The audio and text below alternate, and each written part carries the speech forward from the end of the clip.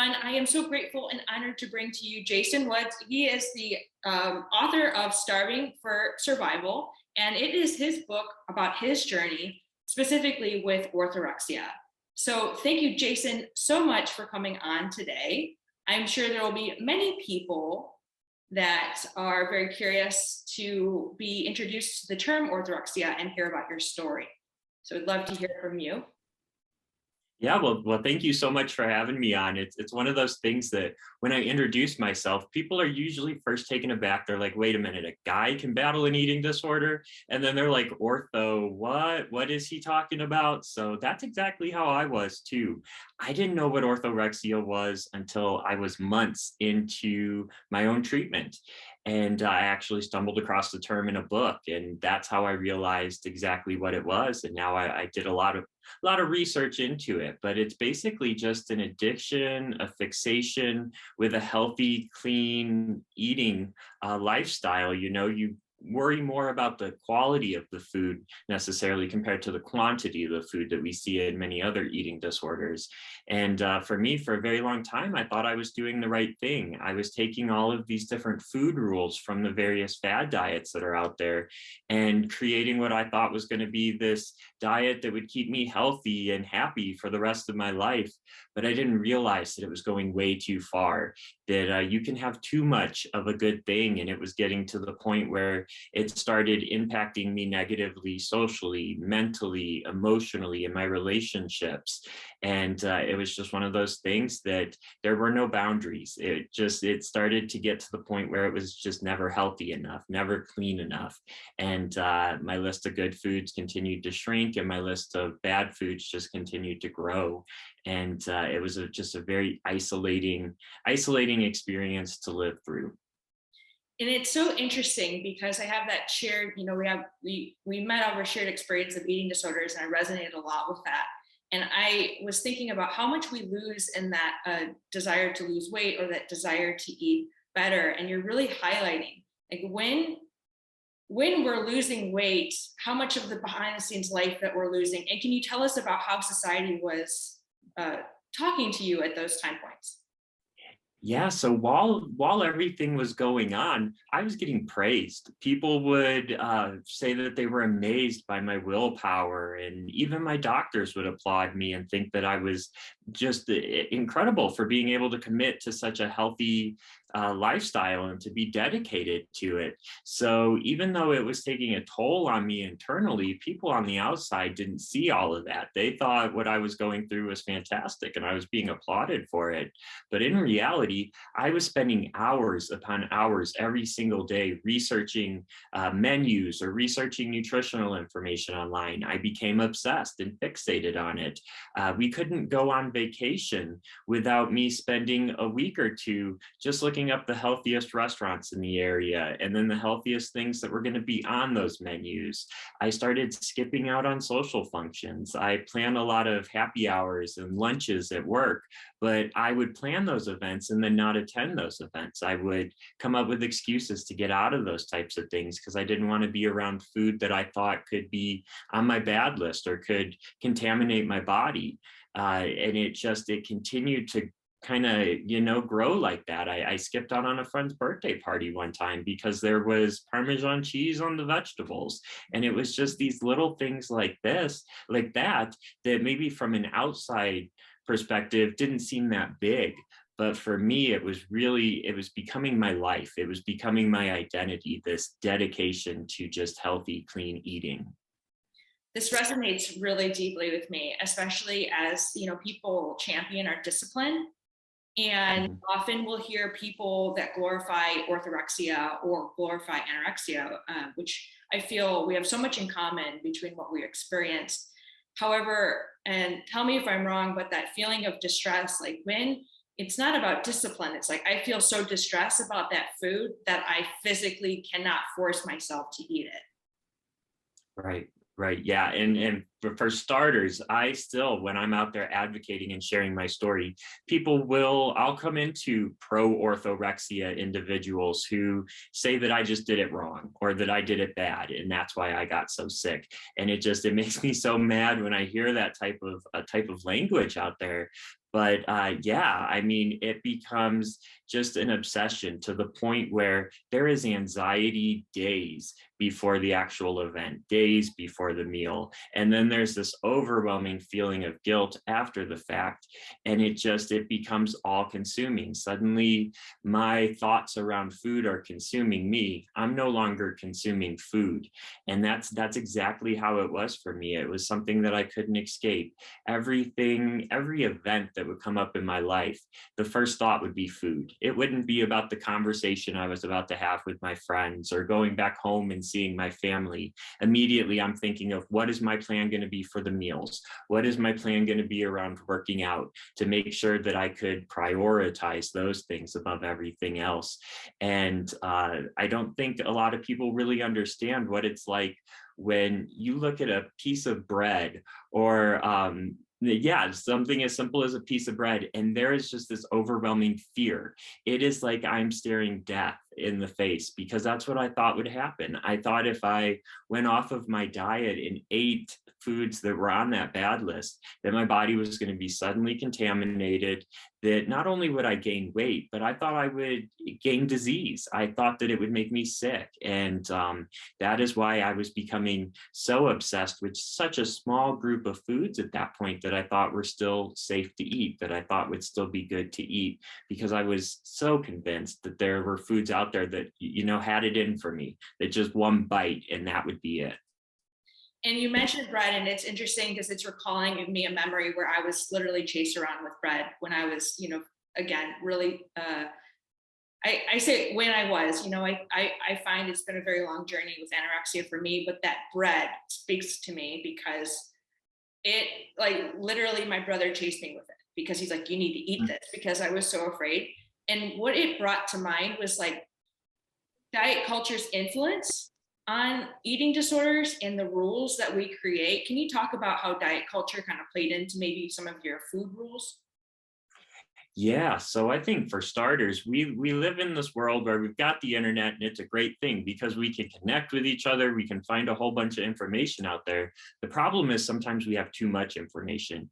And for me, it's one of those things where if you search hard enough, you can find something bad about just about any food out there. And that's what diet culture does. Diet culture seems to be out there right now villainizing foods, and we are constantly subjected to it. The way that we talk around food has become so normalized. We'll go out to dinner with a group of friends, and somebody will always say, "Ooh, I'm going to be bad tonight and have dessert." Or you order off the Skinnylicious menu or the guilt-free menu. I even have cans of soda water in the house that say innocent. And it's one of those things where it's like we've made eating food a crime suddenly. And it's just become so normalized in our society. And that's the problem with diet culture, is that there are individuals out there who are profiting off of this. They want us to follow these different fad diets because it puts money in their pocket. They don't express that it can go way too far, that if we want to pursue a healthy lifestyle, that's fine. It should be promoted that we pursue a healthy lifestyle, but it can go way too far. And a lot of these fad diets do just that. But unfortunately, we go online and we see the influencers and we see all of this different rhetoric in the media where it's pursue this fad diet today and you'll be happy and healthy and you'll live a long life, or do this and you'll prevent cancer, or do this and you're going to be popular and you're going to have that six pack you've always wanted. And it's just all of these false dreams that are constantly being sold by diet culture. And that's the problem. We've made it, it's not reality. That is not the real world that we live in. But unfortunately, online, it's painted this dreamlike picture of our worth is determined by what we eat. It's so fascinating, our parallels. And so Jason and I just met on Friday, and we noticed I had the opportunity to read his book and notice not only do we share our experience with our eating disorders, but also geographically where we've lived, and just the amount of coincidence. It's ironic because I wrote an article recently, it's in Kevin MD, and it's exactly about that. It's like I was all consumed in following all of the diet cultures, influences, and what they were advocating to eat and not eat, that if you follow all the rules, you're left with nothing except for food anxiety. And then when you dissect who's winning from that, like who's profiting from that and who's suffering from that, And who is it silencing? Like, what's the need to make us smaller? It's like, for me, it was so oppressive and things like that. And so when we think about diet culture, it's so obsessed with food, it's obsessed with weight. And then when we think of eating disorders, there's just a lot of misconceptions that it's all about food and all about weight. But can you share what was the role, or what is the role of the eating disorder behaviors in your life? Yeah, so my eating disorder, that was one thing that I learned in recovery, was that eating disorders were about a lot more than food.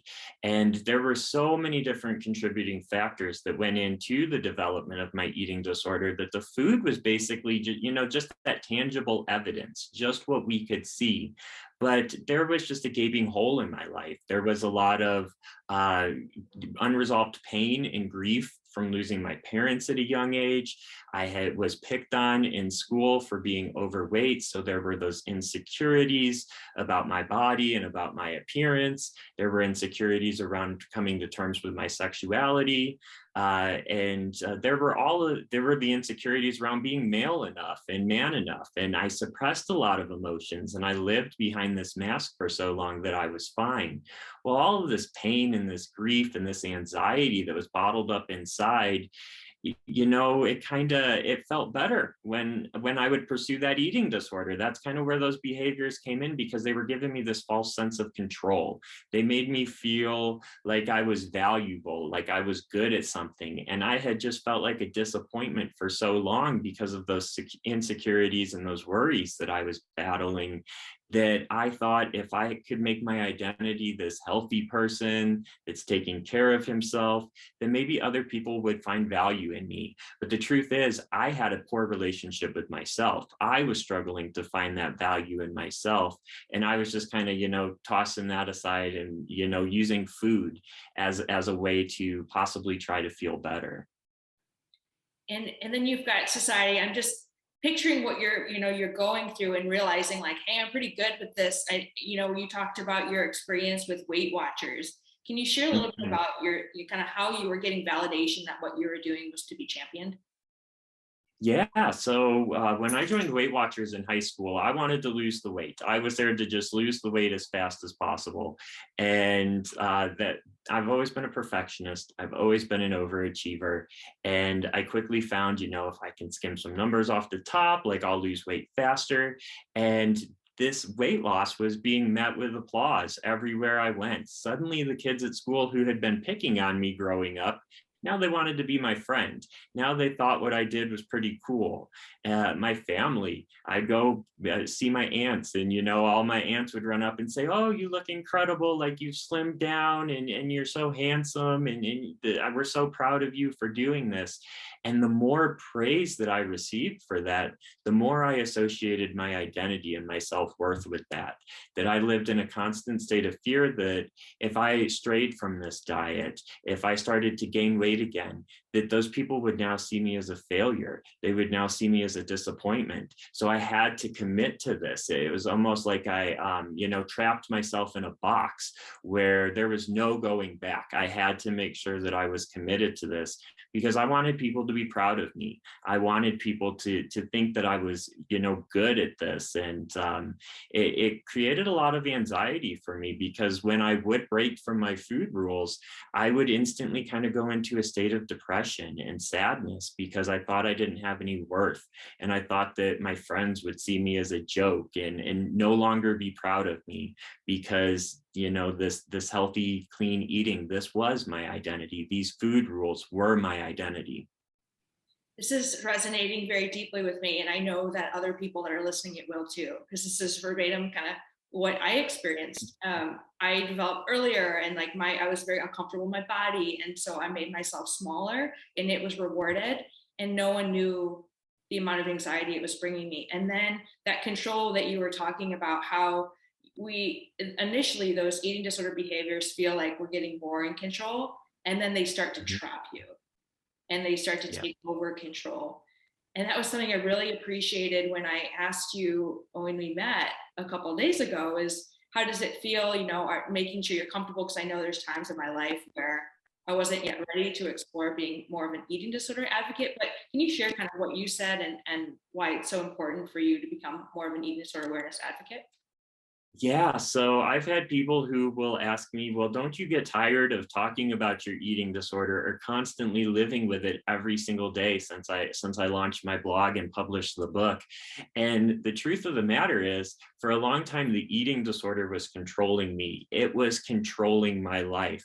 But now I'm the one who's controlling the eating disorder. I'm taking something that was inflicting a ton of harm on my life and damaging my life, and now I'm speaking out about it so that it can no longer hurt people the way that it hurt me. So I'm flipping the narrative. I'm changing the narrative on the eating disorder.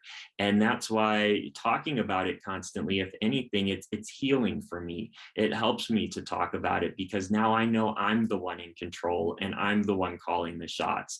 So for the first time in 15 to 20 years, I have control. I truly have control because I'm beating the eating disorder. It's no longer tricking me into thinking that I have control while it really does. I love this because honestly, when I reflected back, I recently started talking about eating disorders. And when I looked back to why I was silent, like I was afraid the society is going to judge me for, speaking of my eating disorder, when I'm not going to show them before and after pictures to validate how deeply I struggled. But then I also felt like I was holding on, like if I go speak and advocate, then I would have accountability. And I realized I was not speaking and advocating because it still controlled the heck out of me. It was like, Yeah. because if I'm out there, and that doesn't mean we won't have struggles, but it's like that sense of accountability and making meaning of, I think you said meaning of the mess too, right? It's like, Mhm. or we make our mess our message. I think that's what Yeah. I've heard you Yeah. mention that. And then after all the pain you've experienced with the eating disorder, to like not do, like I would imagine to provide purpose to this pain is part of that healing process. Is that what you're experiencing? Yeah, absolutely. It is healing every single time I get out there and have the opportunity to share my story because for so long I hid it. For so long I was not living my authentic life. And every time now that I get to be authentic and embrace vulnerability, I learn a little bit more about myself and I continue to heal through interacting with other people and through having that opportunity to share my story. And I would say one of the things that was the scariest for me when I decided to launch the blog was I didn't want people to think that I was magically cured or that I was magically healed. That I wanted everybody to know that there were still going to be days where I was going to struggle. And that's one thing that I try to make clear in my social media posts and when I'm talking to different audiences is that, I'm having a tough day today. I'm battling the anxiety today. I'm battling those eating disorder thoughts today because it's a process and it takes a long time to heal. And that's one thing that I've included in this advocacy work that I do is that I'm a work in progress, that it's not like I suddenly found some magical cure and it's just gone overnight. And I think that was very important for me throughout the healing process is that now I've been able to make this advocacy work just another factor when it comes to my own recovery. That's great. And I, of course, appreciate knowing you and I appreciate you speaking out because then I have the opportunity to meet and connect with you.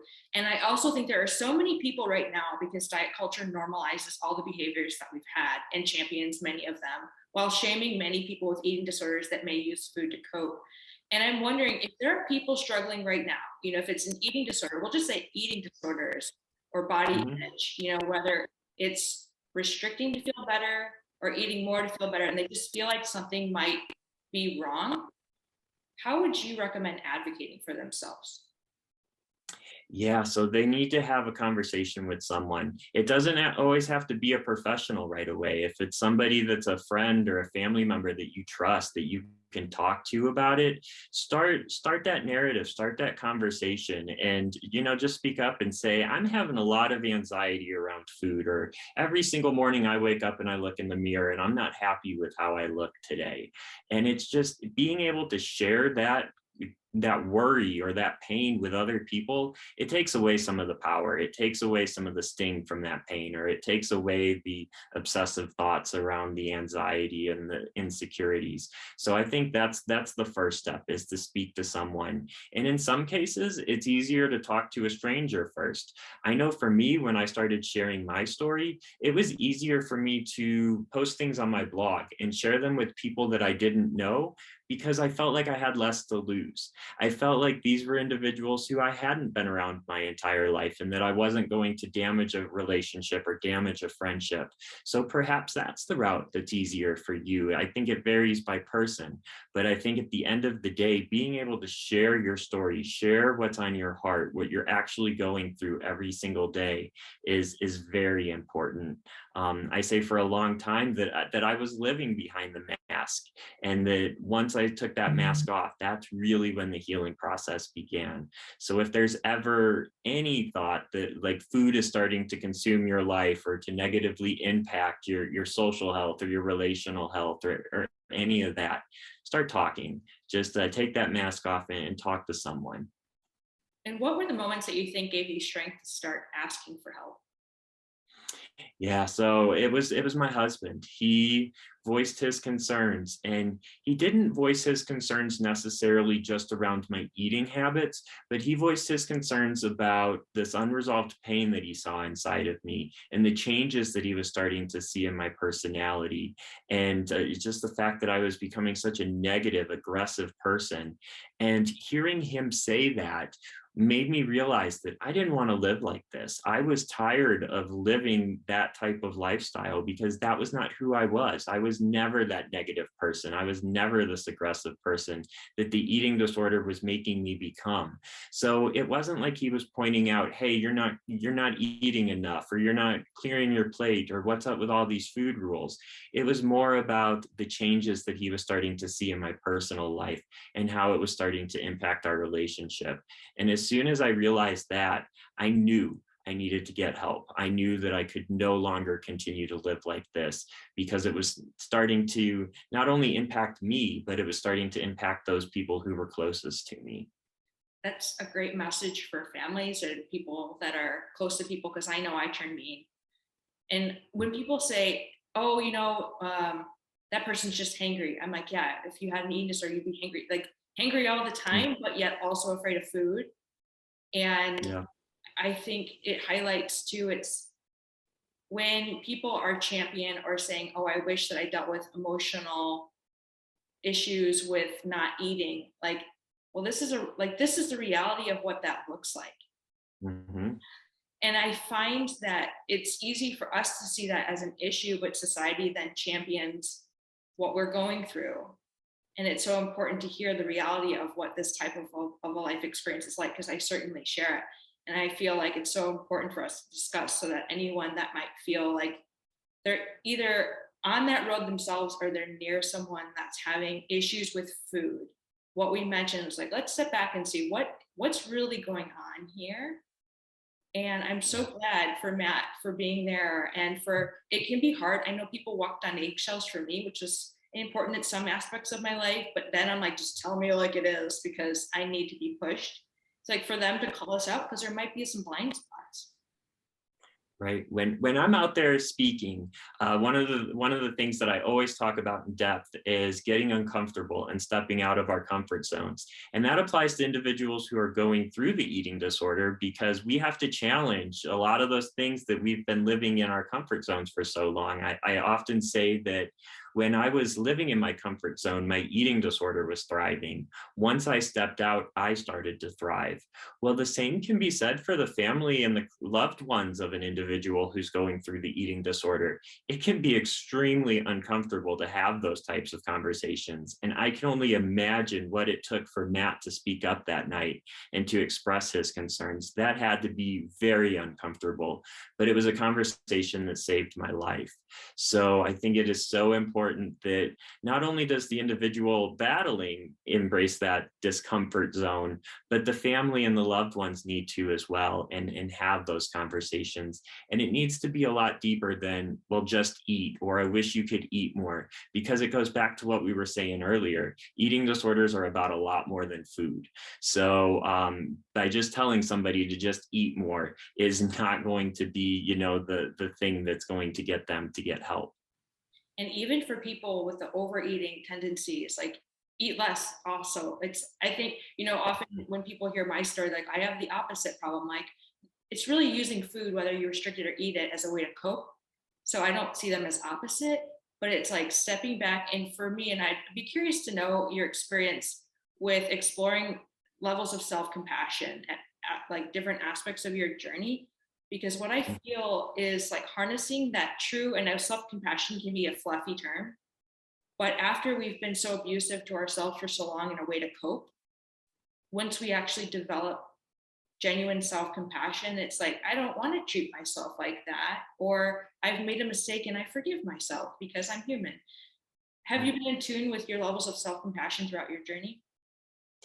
Yeah, I wrote it in the book that it felt like I had Judge Judy and Simon Cowell barking in my ear constantly. And that was the level of self-compassion that I once had, where those were the voices that I was hearing constantly. So there was basically no self-compassion. For a very long time, it was always easier for me to love other people than it was to love myself. I was always my harshest critic. And through recovery, I've been able to start loving myself again. And I think one of the major turning points in my recovery was writing my story out. I wasn't sure how I was going to share it with my friends. And my therapist suggested writing it out first, and maybe that would help me share it. Well, I wrote it out, and then I read it back to myself. And as I was reading it back to myself, I was like, the guy in this story was doing the best he could. He was always enough. And then I realized that guy was me. And I think it was taking that objective perspective of the situation that, yeah, mind blown. It was one of those situations where that is when I started to love myself, is when I almost had to look at myself as another person. And I think it's very true for a lot of us who are battling an eating disorder, that when we're in the storm, we can't always see the damage that's being inflicted. So we have to take a step back and look at ourselves from that objective point of view. And oftentimes that's where those levels of self-compassion can start to grow and start to build. So great. And can you share, hopefully we've encouraged people not only to write their own story, but I'd love for you to share where they can find more on your blog. Yeah, so my blog is at orthorexiabites.com, and writing has always been a passion of mine, and I knew right away that this would be a great outlet for me. It started with journaling at the beginning of my treatment, and then I decided that I needed to get out there and start sharing my story with the public. So I launched the blog, and it's been just a wonderful outlet for me. It's something that I mentioned at the start of our conversation, that I write the good days and I write the tough days. I'm not afraid to go down either route depending on what I'm feeling that day. And then through the blog, I decided that I was going to get out there and write a book. It actually started as a blog post. My book did. I thought it was just going to be something that I talked about, a couple memories from childhood. And then it started growing and growing. And eventually I'm looking at a 50,000 word manuscript and I'm like, oh, I got a book here. So that is now available too on the blogs. Yep, Starving for Survival by Jason Wood. We have it right here. There it is. And yeah, I've got it available there on the blog as well. So it's basically, the blog, I can get bits and pieces out, but with the book, I was able to get the full story out. Yeah, and we were speaking, I love how you walked us through, because especially as someone with eating disorders, where I felt so alone for so long and so misunderstood, as you capture in this book, advocating for yourself. You have to teach the people that are helping you what you're going through. And that's not an easy task, especially for me. As I've known, there have been times in my life, I equate anorexia as like an addiction, where I didn't want to have it, but I didn't want to let it go. So Mm-hmm. to see the advocacy for you to really advocate for yourself and your wellness, I'm like, that takes another layer of me like, wow, Mhm. like again, I'm just so impressed. And the way that you wrote it was so helpful because then I could feel like I'm on this journey with you, and then I feel that support to do the same.